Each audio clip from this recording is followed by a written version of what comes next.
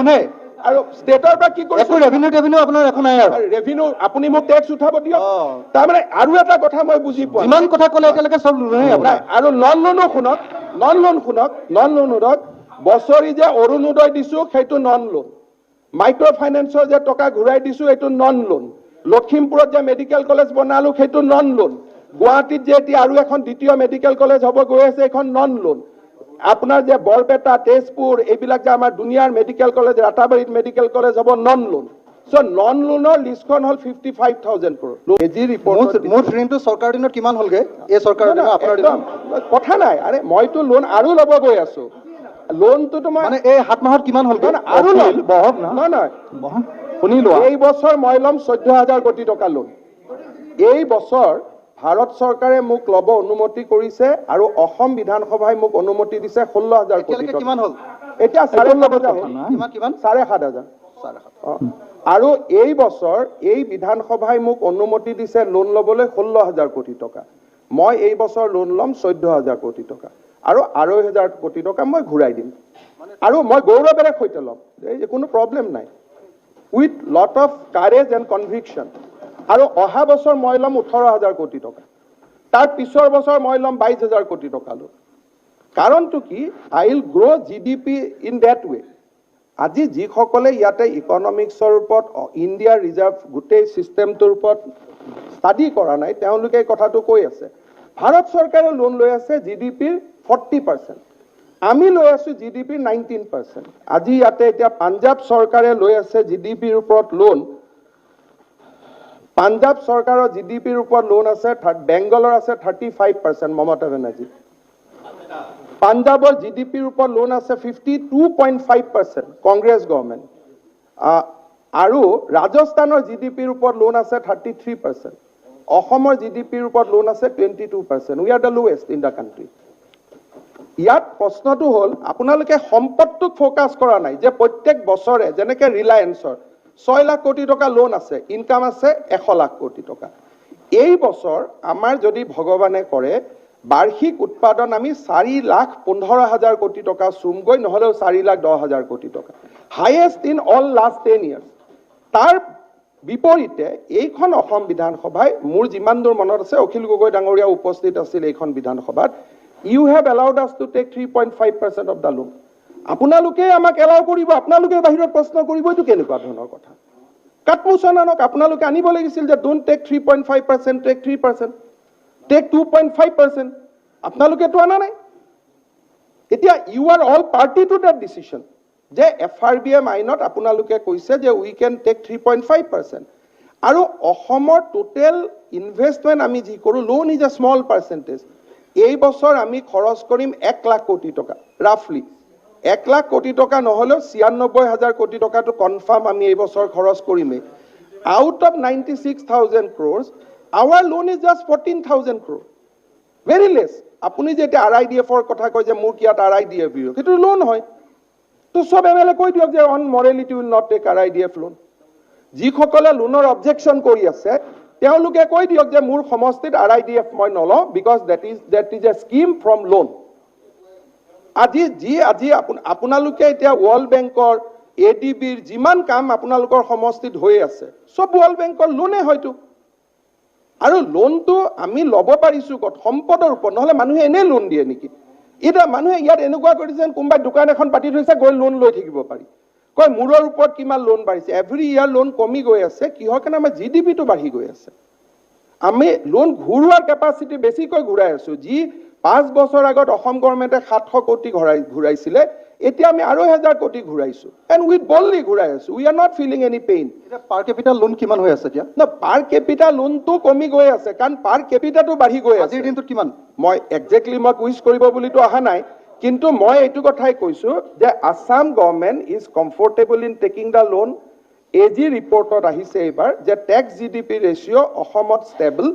আৰু মইতো বিচাৰিছো যে কেপিটেল প্ৰজেক্টৰ কাৰণে আমি আৰু লোন ল'ব লাগে, যাতে অসমে বাকী ৰাজ্যৰ লগত ফেৰ মাৰিব পাৰে, নট ফৰ ৰেভিনিউ এক্সপেণ্ডিচাৰ। যদি কেপিটেল এক্সপেণ্ডিচাৰ কাৰণে মোৰ টাৰ্গেট হ'ল অসমৰ প্ৰত্যেকখন জিলাত এখন মেডিকেল কলেজ হ'ব লাগে। এতিয়া আপোনালোকে যদি মোক কেপিটেল প্ৰজেক্টৰ কাৰণে লোন ল'ব নিদিয়ে, মই ক'ৰ পৰা পাম? আজি সমষ্টিত কৈছে আপুনি ইনাৰ মোৰ ওচৰত লিষ্ট লৈ আহিছে যে ইমানখিনি শিৱসাগৰত ৰাস্তা বনাব লাগে সকলোৰে আছে যদি মই কেপিটেল প্ৰজেক্টৰ কাৰণে লোন লওঁ it is a deliberate conspiracy to derail Assam development তাৰে পাঞ্জাবে লোন লৈ আগুৱাব বেংগলে লোন লৈ আগুৱাব মেঘালয়ে লোন লৈ আগুৱাব অৰুণাচলে আগুৱাব আৰু অসম দুখীয়া দেশ হৈ থাকিব যিমানে মোৰ কেপিটেলত ইনভেষ্টমেণ্ট হ'ব অসম ধনী দেশ হ'ব কোভিডৰ পিৰিয়ডত 12% জিডিপি গ্ৰোথ কি মামুলি কথা নেকি 12.5% জিডিপি গ্ৰোথ উইল ৰেকৰ্ড গতিকে যিসকলে এই বিষয়টোৰ ওপৰত পাতিব খোজে জানিব খোজে তিনিটা থাম ৰুল বুজি ল'ব লাগিব অসম গভৰ্ণমেণ্টে লোন ল'ব নোৱাৰে without permission of the Assam assembly number 1 Assam গভৰ্ণমেণ্টে লোন ল'ব নোৱাৰে without permission of government of India Assam গভৰ্ণমেণ্টে লোন ল'ব নোৱাৰে উইদাউট পাৰমিশ্যন অফ RBI তিনিটা ক্ৰাইটেৰিয়া ফুলফিল কৰাৰ পিছত আমি লোন ল'ম আৰু লোন ঘূৰাই দিয়াত এদিনৰ কাৰণে যদি আমি ডিফল্ট কৰোঁ আমাক লোন নিদিয়ে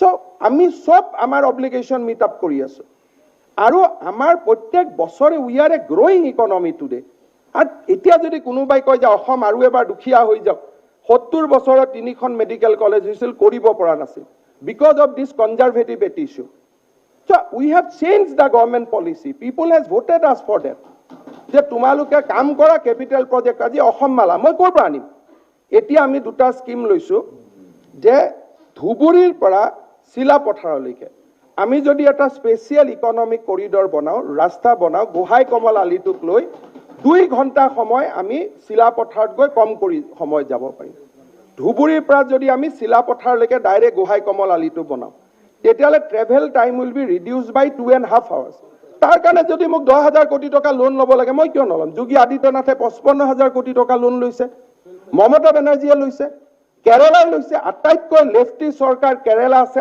ইণ্ডিয়াত আটাইতকৈ লোন বেছি লয় কেৰালা গভৰ্ণমেণ্টে আজি মইতো নাজানো কি ধৰণে CPMৰ বিধায়কে ইয়াতে লোনৰ অপোজ কৰি আছে পলিট ব্যুৰোৰ মেক্সিমাম মেম্বাৰ CPM পলিট ব্যুৰোৰ মেক্সিমাম মেম্বাৰ আছে কেৰালা গভৰ্ণমেণ্টত আৰু কেৰালাৰ ফাইনেন্স মিনিষ্টাৰে মোক ৰিকুৱেষ্ট কৰিছে যে ব্ৰাদাৰ লোনৰটো 3.5ৰ জেগাত 4.5% কৰিব লাগে বুলি ক'ব লাগে because we want to grow' Kerala total GDP 65% loan আছে against 22% of Assam. But Kerala is a model state. মই কেৰালাক আমি অনুকৰণ কৰোঁ হয় মোৰ কোনো ডাউট নাই নহয় এক মিনিট ভাই আমাৰ MLA খিনি মনে মনে থাককচোন কেৰালা অনুকৰণীয় ৰাজ্য ইয়াত কোনো দ্বিমত নাই হেল্থৰ সেক্টৰত কেৰালাৰ যিটো বৈভৱ এটোত কোনো দুখ নাই আৰু কেৰালাৰ যদি মই অনুকৰণ কৰিব পাৰো মই গৌৰৱ অনুভৱ কৰিম বাট কেৰালাৰ 65% বা জিডিপি কেৰালা ধাৰত পুত গৈ থকা ৰাজ্য বাট কেৰালাই জানে যে আমি যদি প্ৰপাৰলি ইনভেষ্ট কৰো আমি ৰিটাৰ্ণ কৰিম আজি লোনৰ কথা কৈ ডেলিভাৰেট কনস্পিৰেচি কৰা হৈ আছে যে যাতে ৰাজ্যবিলাকৰ প্ৰতিযোগিতাত অসম পিছুৱাই যায় we are just taking 14,000 crore next year মই ল'ম 18,000 crore তাৰ পিছৰ বছৰ মই ল'ম 22,000 crore লোন প্ৰভাইডেড মোৰ জিডিপি তেনেকে গ্ৰ' হ'ব পাৰে আৰু লোন কেৰালা আজি যিমানে আৰ্টিকল লিখি আছে লোনৰ ওপৰত maximum leftist economics let them go to কেৰালাত গৈ চাই আহক আজিতো মমতা বেনাৰ্জীৰ দৰে আদৰ্শনীয় নেত্ৰী কোনো নাই তেওঁ ৰাজ্যত গৈ চাই আহক পাঞ্জাবত গৈ চাই আহক অশোক গেহলটৰ জেগাত গৈ চাই আহক যদি আপোনালোকে অসমক কিবা কথাব খুজিছে হজৰত মহম্মদে কোৱাৰ ধৰণে মিঠাই খোৱা স্বভাৱ বাদ দি আমাক মিঠাই খুৱাব কওক কওক যে পাঞ্জাবত কংগ্ৰেছে লোন লোৱা বন্ধ কৰি দিয়ক ৰাজস্থানত লোন লোৱা বন্ধ কৰি দিয়ক তাৰপিছত আমাক কওক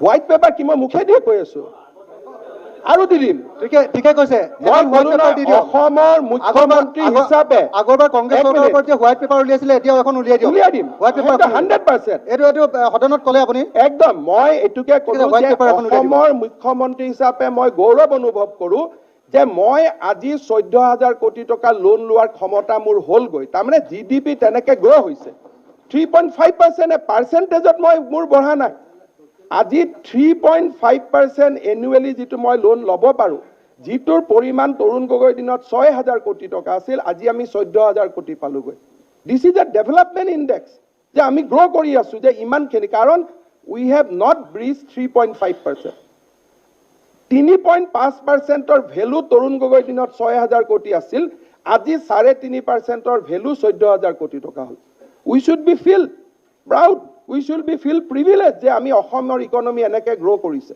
এতিয়া মই লোন লোৱা ৩-৪টা কথা কৈ আছোঁ। কেইটামান আমি আৰু লোন ল'ব খুজিছোঁ। এতিয়া আমি এটা লোন ল'ব খুজিছোঁ ব্ৰিজ প্ৰজেক্টৰ ওপৰত। যাৰ যাৰ নালাগে কৈ দিব যে মোক নালাগে, মোক লোনৰ ব্ৰিজ। এতিয়া হাউচত কাক লাগে ক'ব। এতিয়া আমি এটা লোন ল'ব খুজিছোঁ with all change of proud. মই গৌৰৱ সহকাৰে হাউচত ঘোষণা কৰিব খুজিছোঁ। ফাৰ্ষ্ট আমি লোন পৰহি দিনাখন আমি কথা পাতি আহিলোঁ। ইনফেক্ট চিঠিখন আহি আছে, মই এটা ৱেবছাইটৰ পৰা ওলাই দিছোঁ। প্ৰথম আমি এটা লোন এতিয়া নেগচিয়েট কৰিছোঁ, সেইটো হ'ল 5,000 crores লোন হ'ব, যি অসমৰ নদীবিলাকৰ মাজত ব্ৰিজ বনাম আমি 1900খন। 1900 আমি ব্ৰিজ বনাম। So this is 5,000 crore loan, white paper done. Second আমি লোন এটা ল'ব খুজিছোঁ অসমৰ গোটেই কেইখন মেডিকেল কলেজত ছুপাৰ স্পেচিয়েলিটি ব্লক লগাবৰ কাৰণে। জাইকাই এপ্ৰুভ কৰিছে 3,000 crores না কেশৱ মন্ত নাই। জাইকাই এপ্ৰুভ কৰিছে 3,000 crores লোন, যিটো পাছে তিনি আধ হৈ গ'ল। যে 5,000 ল'ম ব্ৰিজৰ কাৰণে, 3,000 ল'ম medical college, Silchar medical college, Guwahati medical college, Dibrugarh medical কলেজত ছুপাৰ স্পেচিয়েলিটি ব্লক বনাবৰ কাৰণে। থাৰ্ড বৰপেটা, থাৰ্ড লোন এটা লৈ আছোঁ এইকেইদিনৰ ভিতৰতে। সেইটো লোন হৈছে আপোনাৰ 2,500 crores লোন হ'ব। সেইটো হ'ল যিবিলাক জেগাত মেডিকেল কলেজ নহয় সেইবিলাক জেগাত আমি ডিষ্ট্ৰিক্ট হস্পিটেল বনাম, which can be converted into a medical college in due course of time. Fourth আমি এটা লোন ল'ব গৈ আছোঁ, এইটো কি যিটো আই নদী আৰু ডিব্ৰুগড়ৰ ওপৰত হ'ব, ফ্ৰেমাৰ ওপৰত আমি ফৰ্থ এটা লোন ল'ব গৈ আছোঁ। সেইটো হ'ল আই নদীৰ ওপৰত মথাউৰি আৰু ডিব্ৰুগড়ত মথাউৰি। ছেকেণ্ড আমি আৰু 3টা মথাউৰিৰ কাৰণে এইবাৰ ADBৰ লগত কথা পাতিছোঁ, আপোনালোকে আমাক লোন দিয়ক। গতিকে একদম আই এম ফিলিং প্ৰাউড, আৰু মইতো মানুহৰ ওচৰত যাম যে এইখিনি কাম মই কৰিছোঁ, আৰু ৰিটাৰ্ণ এক দিনৰো ক্ষতি নোহোৱাকৈ টাইম যদি 30 তাৰিখে ঘূৰাই দিব লাগে 28 তাৰিখে ঘূৰাই দিব। আৰু আৰু এটা লোন লৈছোঁ, অকল ইণ্টাৰেষ্টটো ঘূৰাই দিব। With principle. হৰে আপুনি এইটো মই বুজি পোৱা নাই। সৰু ল'ৰাৰ কাম চলি আছে, বেংকে ইণ্টাৰেষ্ট ঘূৰাই দিব, প্ৰিন্সিপল ঘূৰাই দিলে বেংকে মানিব নেকি? সেইকাৰণে বাঢ়ি বাঢ়ি গৈ আছে। আজি সেইকাৰণেতো বাঢ়ি বাঢ়ি গৈ আছে। হিমন্ত বিশ্ব শৰ্মা কেপিটেল গৈ ইমান পাইছে। হিমন্ত বিশ্ব শৰ্মা ইয়াত মুখ্যমন্ত্ৰী থকালৈকে এটা কথা মই জানো, আৰু মোৰ পিছৰ CM বিলাকেও কৰিব, যে প্ৰাউডলি লোন ল'ব আৰু প্ৰাউডলি লোন ঘূৰাই দিব। ছেকেণ্ড এতিয়া আমি এটা লোন লৈছোঁ, অখিল গগৈ ডাঙৰীয়া বেয়া পালে ক'ব পাৰিব, শিৱসাগৰৰ পৰা একেবাৰে চৰাইদেউলৈকে যোৱা ৰাস্তাটোৰ কাৰণে 250 কোটি টকা লোন লৈছোঁ। তো এতিয়াতো ল'ব লাগিব। আচ্ছা, এতিয়া সববিলাক লোনেই নেকি আপোনাৰ? আপোনাৰ সব লোনেই। আৰু ষ্টেটৰ পৰা কি কৰিছোঁ? ৰেভিনিউ আপোনাৰ একো নাই আৰু। ৰেভিনিউ আপুনি মোক টেক্স উঠাব দিয়ক। তাৰমানে আৰু এটা কথা মই বুজি পোৱা নাই। যিমান কথা ক'লে এতিয়ালৈকে সব লোনেই আপোনাৰ। আৰু নন লোনো শুনক, নন লোন শুনক। বছৰি যে অৰুণোদয় দিছোঁ সেইটো নন লোন। মাইক্ৰ' ফাইনেন্সৰ যে টকা ঘূৰাই দিছোঁ এইটো নন লোন। লখিমপুৰত যে মেডিকেল কলেজ বনালোঁ সেইটো নন লোন। গুৱাহাটীত যে এতিয়া আৰু এখন দ্বিতীয় মেডিকেল কলেজ হ'ব গৈ আছে এখন নন লোন। আপোনাৰ যে বৰপেটা, তেজপুৰ এইবিলাক যে আমাৰ দুনিয়াৰ মেডিকেল কলেজ, ৰাতাবাৰীত মেডিকেল কলেজ হ'ব নন লোন। চ' নন লোনৰ লিষ্টখন হ'ল 55,000 crore, লোনৰ লিষ্টখন হ'ল 14,000 কোটি। গতিকে দিছ ইজ দ্য লোন। আচ্ছা, এতিয়া হ'ল মাননীয় অধ্যক্ষ মহোদয়, ছেকেণ্ড কথাটো হ'ল কি যে মই এটা ৰিকুৱেষ্ট কৰিম যে যিসকলে অন প্ৰিন্সিপল লোন অপ'জ কৰে তেওঁলোকে নিজৰ সমষ্টিত কৈ দিয়ক লোন নালাগে বুলি। আই উইল বি হেপ্পী। এটা শিৱসাগৰ মেডিকেল কলেজখনৰ কাৰণেও মই নাবাৰ্ডৰ লগত কথা পাতি আছোঁ লোনৰ কাৰণে। তো নালাগে যদি কৈ দিয়ক। আচ্ছা, মাননীয় অধ্যক্ষ মহোদয়, ছেকেণ্ড কথাটো আহিলে MLA ফাণ্ডত। মই কেইটামান ইয়াত ৰেকৰ্ডত কৈ দিছোঁ যে MLA ফাণ্ড আগতে দিয়ে 50 lakhs। এইবাৰ আমি দিলোঁ 80 lakhs and 20 lakhs। এতিয়া সেইটোত আমাক কিয় বেয়া পাইছে মইতো বুজি পোৱা নাই। আগতে আছিল 80 lakhs ৰিলিজ কৰি দিছোঁ। আমাৰ এক মিনিট, যদি 56ও পাইছে 50-50, কিন্তু 31 মাৰ্চৰ আগতে 1 কোটি সদায় পাবই, তাততো কোনো নতুন কথা হোৱা নাই। শ্ৰুহিদ আঁচনিখন আমি বন্ধ কৰিছোঁ বিকজ MLA টকা দিব নালাগে। সেইটো আমি বন্ধ কৰিছো। দুখীয়া মানুহ কুহিত লাগে, কুহিত লাগে, কাইলৈ স্যাৰ চুৰিটো দিয়ক কুহিত পুৰা লাগে, কেঞ্চাৰ লাগে, শুনিল মাননীয় অধ্যক্ষ মহোদয় সবে শুনিল শুনি ল'ব অসুবিধা আছে, কুহিত লাগে, আরে কি কুহিত লাগে, কুহিত লাগে, কুহিত লাগে, এতিয়া নাই নাই কুহিত লাগে, কুহিত লাগে, কুহিতত মানে বিৰাট অসুবিধা হৈছে, মানে গোটেই কেঞ্চাৰ বিৰাট দিগদাৰ। সন্মানীয় বিধায়ক শিৱসাগৰে কৈছে চুহিত লাগে, মই শুনিছো, ঠিক আছে, বেলেগ কথা এইটো, আমি উত্তৰ দিয়াৰ যেতিয়া সময় হ'ব তেতিয়া ক'ম। প্ৰশ্নটো হ'ল যে আমাৰ যেতিয়া বাজেট দিয়ে, আপোনালোকে বাজেটৰ ডিছকাশ্যনৰ সময়ত চাব যে কোনটো টকা ক'ৰ পৰা আহে।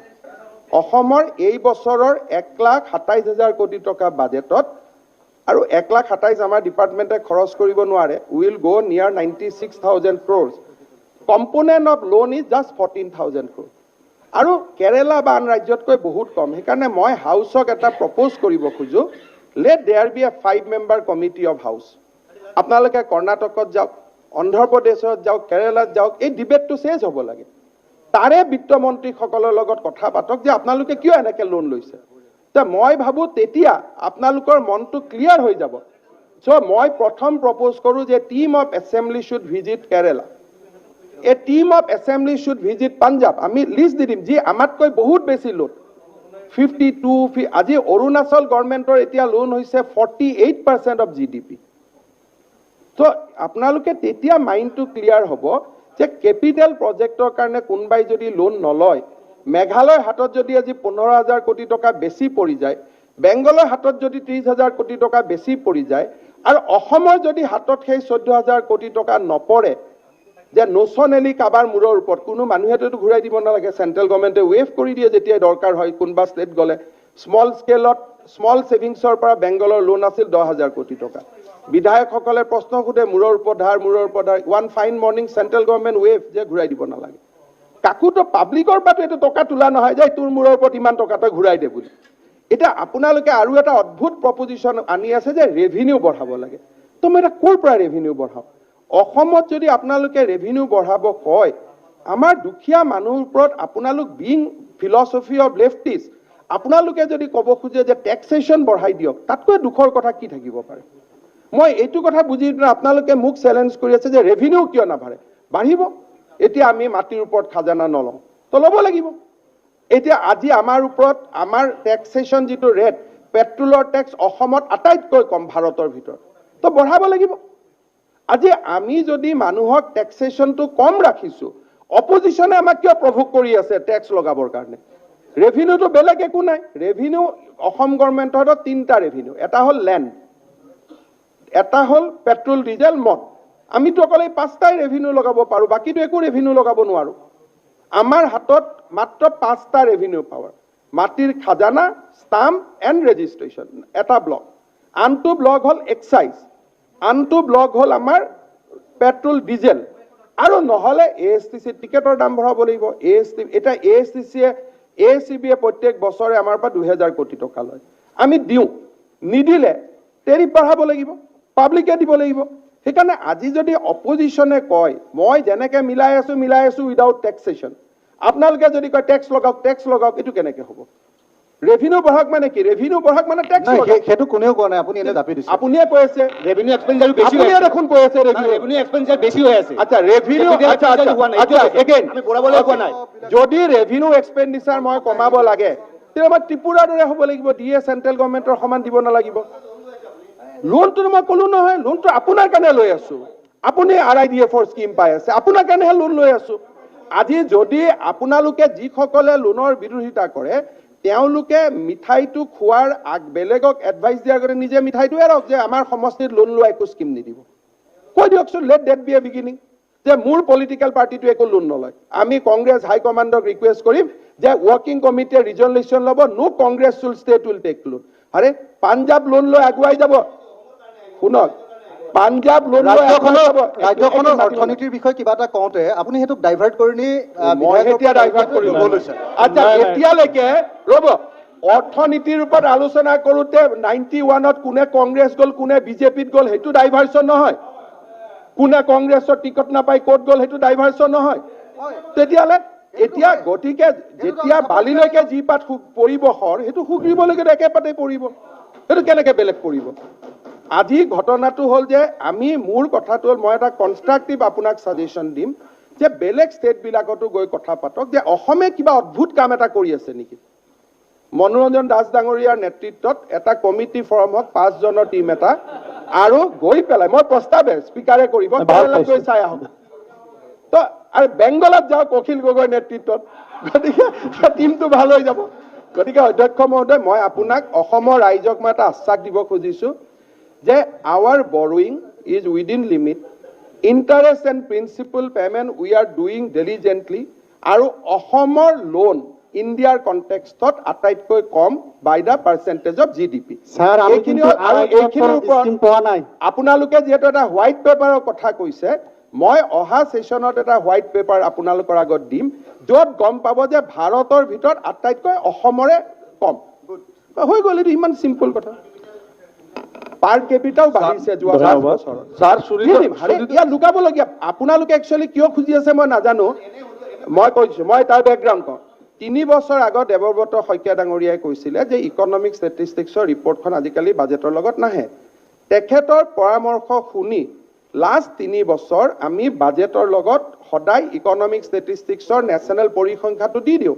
তাত পাৰ কেপিটা লিখা থাকে, ৰাইচ প্ৰডাকশ্যন লিখা থাকে, টিম্বাৰ প্ৰডাকশ্যন লিখা থাকে, অইল প্ৰডাকশ্যন লিখা থাকে। এইখন আচলতে হোৱাইট পেপাৰ আপোনালোকে কিয় খুজিছে নাজানো। White paper was there with you in the month of April, যেতিয়া বাইদেৱে প্ৰথম বাজেট দিছিল লগত দিয়াই আছিলে। এইবাৰ আপোনালোকে আকৌ খুজিছে সেম বুকখন মই চাৰ্কুলেট কৰি দিম, but with a specific focus on the public debt কৰি দিম। ইয়াত কি লুকাবলগীয়া কথা আছে? আৰু সদায় সদায় এখন নটিফিকেশ্যন পেপাৰ দি আজি 600 কোটি লোন লোৱা, আজি 700 কোটি লোন লোৱা, একেবাৰতে আমি কিয় নলওঁ কিয় এইটো বুজাই দিছোঁ। সদায় সদায় এখন প্ৰেছ কনফাৰেন্স কৰিব প্ৰয়োজনে নাই, একেবাৰতে যদি লওঁ এই কাৰণ লোন আপুনি লুকাই ল'ব নোৱাৰে। গভৰ্ণমেণ্ট নটিফিকেশ্যন দিব লাগে যে উই আৰ টেকিং বৰোয়িং। মই যদি 14,000 কোটি টকা একেলগতে লওঁ, it is A front loading হৈ যায়। তাৰমানে 9 মাহৰ ইণ্টাৰেষ্ট মই দিব লাগিব। আৰু আমি চিলনীৰ দৰে ৰিজাৰ্ভ বেংকত চাই থাকোঁ, যেতিয়াই 7%ৰ তলত ইণ্টাৰেষ্ট থাকে তেতিয়া আমি লোনটো বেছি লৈ লওঁ। আৰু আমাৰ গোটেই কেলকুলেশ্যনটো হ'ল যে এই বছৰ আমি টোটেল 14,000 কোটি টকা লোন ল'ম, 2,500 কোটি টকা ঘূৰাই দিম এই বছৰ। অহা বছৰ আমি ঘূৰাই দিব লাগিব প্ৰায় 2,500, তাৰ পিছৰ বছৰ আমি ঘূৰাই দিব লাগিব 7,000 কোটি টকা। আৰু উই আৰ কেপেবল এনাফ, আমি লোনো ঘূৰাই দিব পাৰিম, লোন ল'বও পাৰিম, উইল নট বি ডিফল্টেড। কাৰণ আমি বিধানসভাত যিটো আইনে আমাক কৈছে যে 3.5, আমি 3.5 ক্ৰছ কৰা নাই। ফাইনেলি আৰু এটা বিজ্ঞাপনৰ কথা ওলাইছিলে, অসমৰ মেডিয়াতে আটাইতকৈ মানুহৰ এমপ্লয়মেণ্ট হৈ আছে 10,000। গতিকে বিজ্ঞাপন মই জানি বুজি এইবাৰ পীযুষ হাজৰিকাক কৈছোঁ অলপ বঢ়াই দিয়ক, কাৰণ ক'ভিডৰ কাৰণে কোনো পেপাৰে এডভাৰটাইজ পোৱা নাই, বিজনেছ বন্ধ হৈ আছিলে। গভৰ্ণমেণ্টেতো ছাপৰ্ট কৰিব লাগিব, গভৰ্ণমেণ্টেতো এনেকৈ ছাপৰ্ট কৰিব নোৱাৰে। গতিকে থ্ৰু এডভাৰটাইজমেণ্ট আমি ছাপৰ্ট কৰিছোঁ। তাৰ বিনিময়ত গভৰ্ণমেণ্টকো ছাপৰ্ট দিব লাগিব। সেইটো মমতা বেনাৰ্জীয়ে কৈছিল, আমি কোৱা নাই। মমতা বেনাৰ্জীৰ মই ভিডিঅ' এটা অখিল গগৈ ডাঙৰীয়াক পঠাই দিম। মমতা বেনাৰ্জীয়ে কৈছে যে শুন, তেওঁৰ শব্দটো এনেকুৱা, আপুনি সন্মান কৰে ন নেত্ৰীগৰাকী, তেওঁ কৈছে শুন, যোন গভর্নমেন্টর এগেনস্টে নিগেটিভ বলবে ওনাকে 1 টাকার এডভার্টাইজ দেন না, जो পজিটিভ কথা বলবে ওনাকেই দেন। পিছুছে এতিয়া আপোনাক পঠাই দিছে। তো আপুনি যিগৰাকী আপোনাৰ মোবাইলত গৈ পালে, এতিয়া ঘটনাটো হ'ল যে অসমতো পেপাৰে অসমৰ আহি গ'ল। অসম আৰু এটা কথাটো হ'ল যে অসমৰ নিউজ পেপাৰে আজিলৈকে মোক যিমান চাবনৰ ধুলাই দিছে পৃথিৱীত কাকো দিয়া নাই, আৰু অখিল গগৈক যিমান পাব্লিচিটি দিছে কাকো দিয়া নাই আজিলৈকে। তো এই দুটাটোতো সত্য কথা। আপোনাক দিবলগীয়া হৈছে, কাম কৰিছে, কৰিব দিয়া। শুনক, এতিয়া মোক দিবলগীয়া হোৱাৰ পিছত ৰাইজৰ মৰমটো কিন্তু মোৰলৈকে বাঢ়ি আছে, সেইটো এটা বেলেগ কথা। ৰাইজৰ মৰমটো বাঢ়ি আছে, অলপতে থাউৰাটো দেখিলে, গতিকে ৰাইজৰ মৰমটো বাঢ়ি আছে। আৰু কিন্তু চাবোনৰ ধুলাই যিমান মোক দিছে সিমান কাকো দিয়া নাই। আৰু বেলেগ মানুহ হলে থাউৰাত কিন্তু ভাল ভয়ো খালে আপোনালোকে, সেইটো বেলেগ কথা। 15,000 ভোট পোৱাৰ পিছতো ভয় খামেই, যি নহয়। আৰু যদি বেলেগ মানুহ হলেহেঁতেন, অসমৰ মিডিয়াৰ মোৰ ওপৰত যিমান অত্যাচাৰ আছিলে, বেলেগ মানুহ হলে ইমান দিন চুইচাইড কৰি দিলেহেঁতেন। মোক মাৰ্ডাৰাৰো বনালে, হত্যাকাৰী বনালে, মাটি যিমান মোৰ ওপৰত অত্যাচাৰ কৰিছে, এইটোতো বেলেগ হলে চুইচাইড কৰি দিলেহেঁতেন। কিন্তু তথাপিতো মই আজি ইয়াত সজোৰে কৈছো যে মিডিয়া নিড ছাপৰ্ট নাও এই সময়ত। গতিকে অসমৰ মিডিয়াই যদি অলপ 2 টকা বেছি পাইছে এইটো আপোনালোকে বেয়া পাব নালাগে যেতিয়া পাব্লিক এডভাৰটাইজ বাঢ়িব আমি মিডিয়া এডভাৰটাইজটো কমাই